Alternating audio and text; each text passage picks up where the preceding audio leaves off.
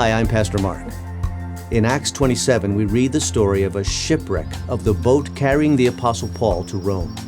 After 14 days of howling winds and crashing waves, the boat strikes a reef off Malta and runs aground. For the captain and crew, it was the bad end of a terrible experience.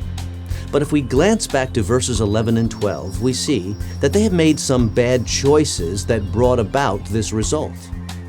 Verse 11 says this: "The centurion, instead of listening to what Paul said, followed the advice of the pilot and of the owner of the ship.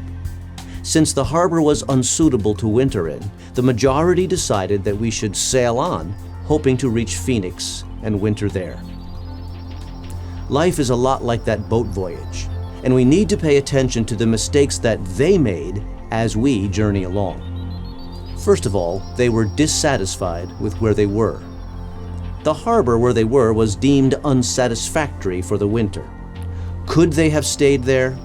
Yes, but it would have been difficult, so they left. But God does not lead us based on what is easy. When things get difficult, He often asks us to overcome rather than to flee. Secondly, they failed to heed good advice. Paul was clear that if they set out, things would go poorly. He was a seasoned traveler and was no doubt in prayer about the decision, but his good advice was not heeded.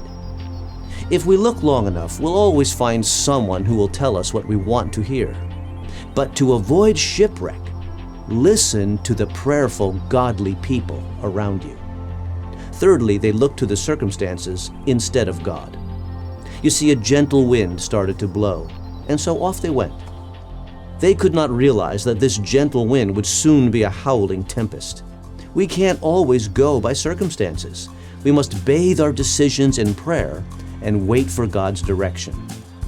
In life, if you can get to where you're going without God, He didn't send you there, and shipwreck is just around the corner.